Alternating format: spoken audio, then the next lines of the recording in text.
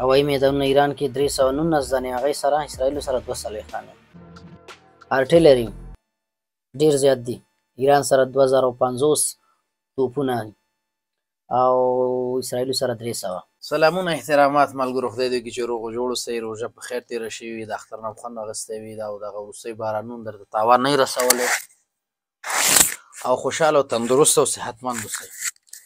دا د اختر نه وروسته سره غم چې وعده در سره کړې وه چې بیا به راګرځو، د اختر نه وروسته به ښه با انرژي راګرځو. نو الحمدلله زه هم ښه یم، خدای دې وکړي چې تاسو ښه اوسئ. خبرونه به مو اورېدلي، میډیا کې به مو کتلي چې ایران او اسرائیل سره ښکر په ښکر شوي دي. لږ زور ازمایي کړې ده، لږ خشو پشې کړی دی که نه، یو بل ته غوسه شوي دي. اسرائیلو په سوریه کې د هغوی په قنسلګرۍ باندې برید کړی دی ایران، او ایران هم یو بله غوسه ښکاره کړله. نو مخکې دی نه چې د ویډیو ته راشو، اصلي ویډیو ټایټل به هم تاسې کتلی چې ویډیو ټایټل دی چې اسرائیل زورور دی که ایران زورور دی، او د دې هغه د نظامي مقایسه شوې ده، په نظامي لحاظ برتري لري په یو بل باندې. مخکې د دې نه باید ستاسې یوه غلط فهمي د هغه ملګرو لرې کړم چې هغوی داسې فکر کوي چې ایران دا برید د مسلمانانو په خاطر کړی دی، دی د فلسطینیانو په خاطر کړی دی.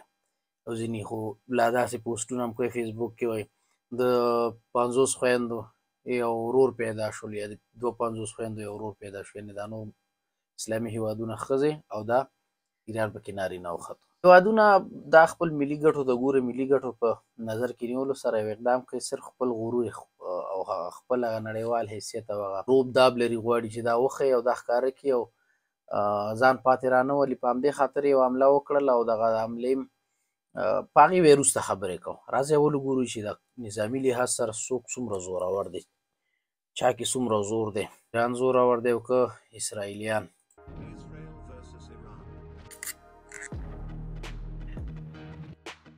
ښه، د اسرائیلو فوز 18 نمبر دی او د ایران 14 نمبر دی.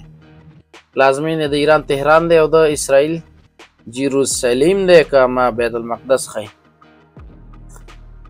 ښه، دغلته ایران ډېر غټ دی.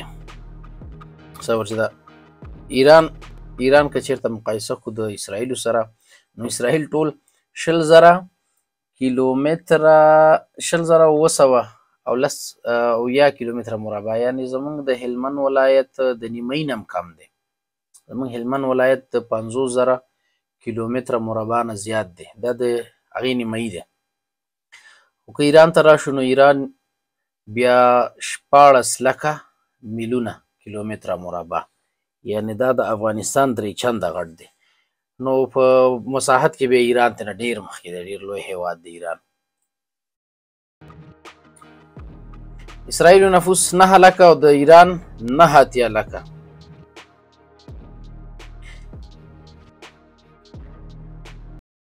اویلیبل مین پاور ښه، نارینه ښیي 3.5 میلیونه او 9 میلیونه ایران سره دي. او دا فوز ښیي د اسرائیلو 1,70,000 ټول فوز دی او د ایران فوز بیا 6,10,000 ډېر زیات دی. ایران دلته مخکې دی. دا اوسه پورې چې څومره مقایسه لیدلې، ایران برتري لري.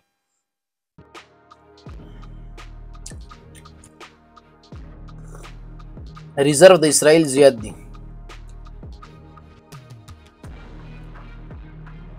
ښه، نیمه نظامي قواوې اسرائیلو سره 15,000 دي او ایران سره بیا 2,20,000. نه مقایسه کېږي ایران سره. دلته اسرائیل مخکې دي. اسرائیلو دفاعي بودیجه 25 میلیارده ډالر ده او د ایران 10 میلیارده ډالر. خو که په ایران بندیزونه نه وی، ایران دا بودیجه به د 40-50 میلیارده ډالرو شاوخوا کې وه. سره د دومره بندیزونو بیا هم ایران ډېر زیات نظامي فعالیت لري، او نه یوازې په ایران کې لري بلکې د ایران نه لرې یمن، عراق، سوریه او ځینې نور هېوادونه دې کې ډېر زیات نظامي فعالیت لري.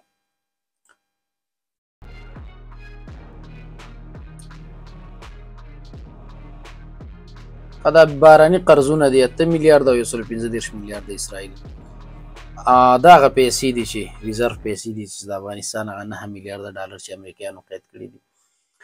د ایران 130 میلیارده ډالر د بهرني آثار لري او دا ایښي دي په بانکونو کې، ولې اسرائیل 212 میلیارده. دومره وړوکوالي سره په اقتصادي لحاظ ډېر مخکې تللی دی اسرائیل. او څو ورځې مخکې ټرمپ مرکه وه، نو هغې ویلې چې هلته یو اسرائیلی پوښتنه وکړي که چېرته ته ولسمشر وي، تا به د اسرائیلو کوم عمل وکړلو د دې دفاع کړې وه که به نه وه کړې، د ایران سره به دې څه کړې؟ هغې ورته ویل که زه ولسمشر وی هېڅکله به ایران دا جرأت نه وی کړی چې په اسرائیلو باندې حمله وکړي، ځکه ما به چین لاسونه تړلي وو، چین ته به مې ویلي چې تاسې باندې به موږ ډېرې زیاتې تعرفې زیاتې کړو، او د چین لاسونه به مې تړلي وو، چین ته به مې اجازه نه وه ورکړې چې د ایران نه تیل واخلي. وایي دا 130 میلیارده ډالر چې ایران سره دي، دا د چین د لاسه، چین ورنه تیل اخلي او دغه د تیلو پیسې دي. نو ټرمپ خو 15 کاله واک کې و، هغې چین سره زور ونه رسېدلو، ډېر زورونه یې ووهل، نشي کولی.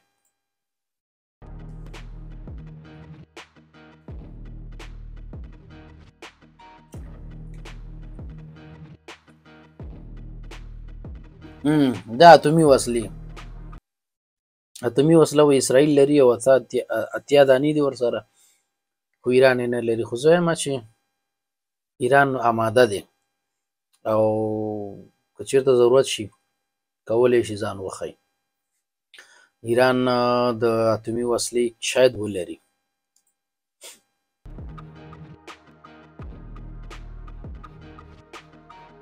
ټانکونه اسرائیلو نه ایران سره زیات دي، ایران سره 1996 ټانکونه دي، او زرعي موټرې ایران سره زیاتې دي د اسرائیلو نه. دا څه دی؟ دا هم ټانکونه دي، دا به اسرائیلو سره زیات دي. ارټیلري ډېر زیات دي، ایران سره 2050 توپونه او اسرائیلو سره 300. د اسرائیلو د مساحت ته پراخوالي ته په کتو دا 300 ورباندې زیات دي.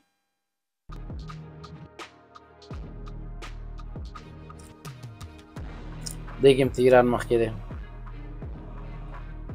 ټولې تیارې اسرائیلو سره زیاتې دي، 612 تیارې لري ایران، 1551 تیارې لري.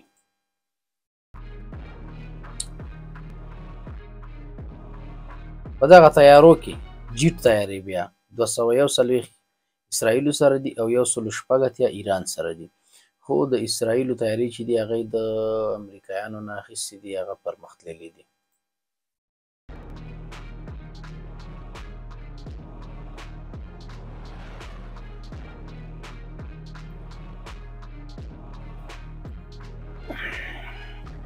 ترانسپورت کې به ایران سره ترانسپورتي الوتکې زیاتې دي، او تمریني تیارې هم اسرائیل سره بیا زیاتې دي، او د ځانګړو عملیاتو تیارې ایران سره 10 دي، اسرائیلو سره 30 دي. او دا هغه تیارې دي چې هوا کې جیټ تیارو ته تیل ورکوي، ټانکرې دي. ایران سره 7 دانې، اسرائیلو سره 14 دانې.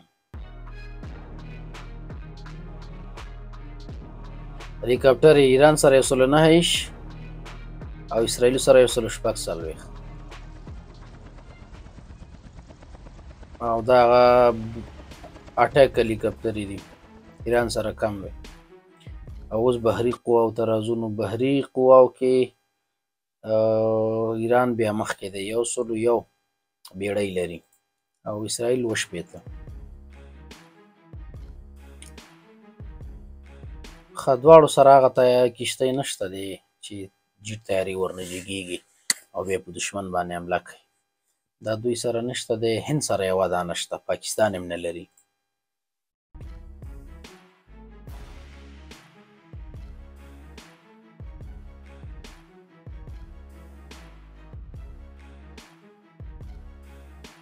اوبتلونه چې د ځمکې لاندې ځي هغه ایران سره زیات دي، 19 دانې دي، او اسرائیلو سره 15 دانې.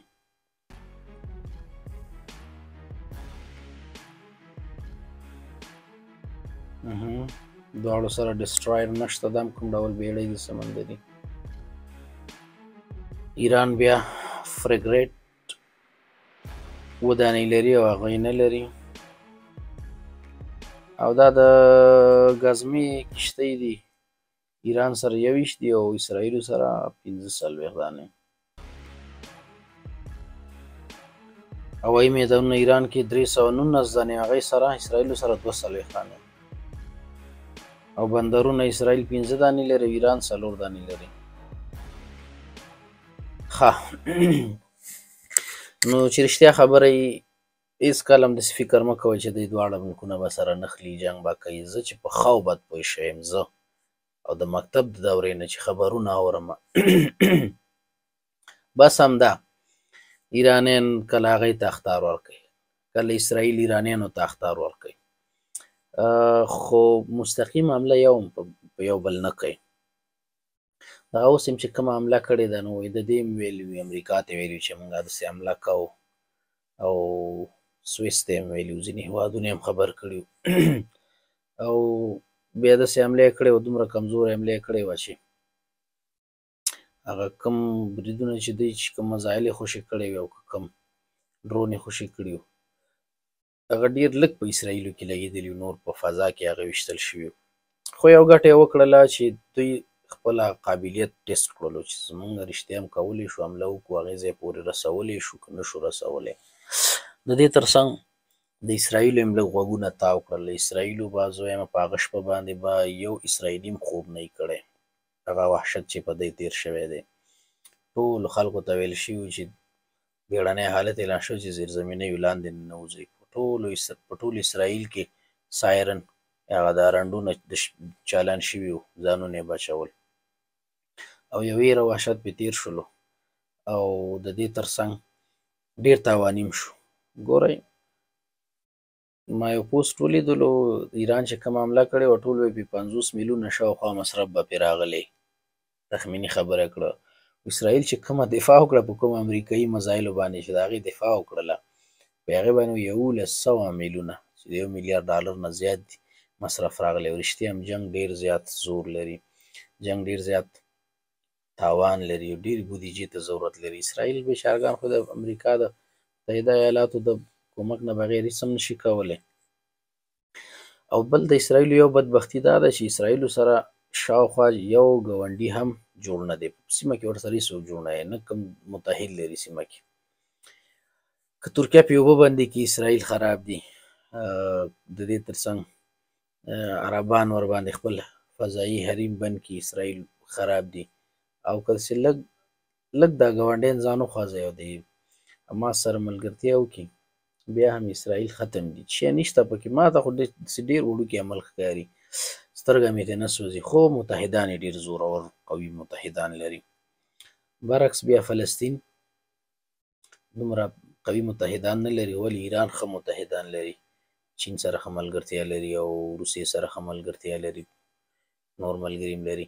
خو خیر په هر صورت که ویډیو مو خوښه شوي ویډیو در سره لایک کړئ او چینل در سره سبسکرایب کړئ. مننه، ښه وخت، ښې چارې. رښتیا جنګ دې ورک شي او نوم دې ورک شي. خدای دې سوله، امن او خوشحالي راولي. خدای دې چېرته چې بس مسلمان دښمن یو څوک چې د مسلمان بد غواړي، الله دې تباه برباد کړي.